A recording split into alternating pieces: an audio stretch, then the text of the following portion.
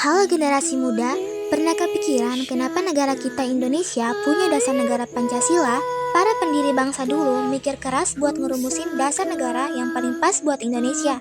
Prosesnya gak gampang, banyak perbedaan pendapat sampai akhirnya lahir Pancasila. Pancasila bukan cuma hafalan, tapi hasil pemikiran dan perjuangan pendahulu kita. Tugas kita sebagai generasi muda adalah mengamalkan nilai-nilainya dalam kehidupan sehari-hari.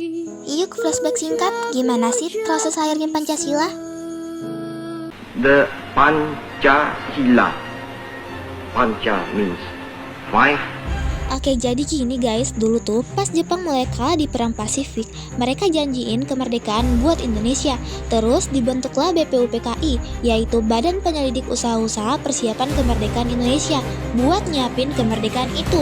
BPUPKI ini isinya tokoh-tokoh penting zaman dulu, kayak Soekarno, Muhammad Hatta, Muhammad Yamin, dan lainnya. Mereka rapat diskusi buat ngerumusin dasar negara yang paling cocok buat Indonesia. Setelah BPUPKI bersidang beberapa kali, dibentuklah Panitia 9 yang bertugas merumuskan dasar negara lebih lanjut. Panitia 9 ini menghasilkan Piagam Jakarta pada tanggal 22 Juni 1945. Piagam Jakarta ini sebenarnya udah ada rumusan Pancasila, tapi ada sedikit perbedaan, yaitu ada kalimat ketuhanan dengan kewajiban menjalankan syariat Islam bagi pemeluk-pemeluknya. Terakhir, ada PPKI, Panitia Persiapan Kemerdekaan Indonesia, yang bertugas nyempurnain rumusan Pancasila dan ditetapin jadi dasar negara pada tanggal 18 Agustus 1945. Kalimat ketuhanan dengan kewajiban menjalankan syariat Islam bagi pemeluk-pemeluknya dihilangkan demi menjaga persatuan Indonesia yang beragam. Salah satu momen pentingnya adalah pas Soekarno pidato di depan sidang BPUPKI tanggal 1 Juni 1945. Di situ Bung Karno nyebutin 5 dasar negara yang dia namain Pancasila. Panca artinya 5, sila artinya prinsip atau asas. Bung Karno ngusulin 5 dasar yaitu 1. Kebangsaan Indonesia, 2. Internasionalisme atau perikemanusiaan, 3. Mufakat atau demokrasi, 4. Kesejahteraan sosial, dan 5. Ketuhanan Yang Maha Esa. Pidato ini jadi tonggak penting dalam sejarah pembentukan dasar negara kita. Dari sejarah lahirnya Pancasila, kita bisa belajar banyak hal, terutama nilai kebersamaan dan persatuan.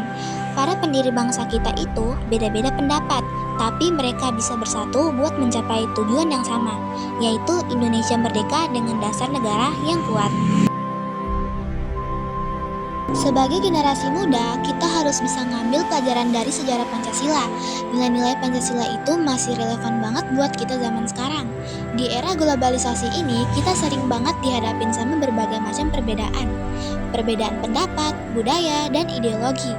Nah, dengan berpegang pada Pancasila, kita bisa tetap bersatu, menghargai perbedaan, dan membangun Indonesia yang lebih baik. Kita juga harus bisa jadi agen perubahan yang positif dengan cara ngamalin nilai-nilai Pancasila dalam kehidupan sehari-hari. Misalnya, dengan toleransi antar umat beragama, menghargai pendapat orang lain, gotong royong, dan peduli sama sesama. Dengan begitu, kita bisa mewujudkan Indonesia yang adil, makmur, dan sejahtera sesuai dengan cita-cita Pancasila.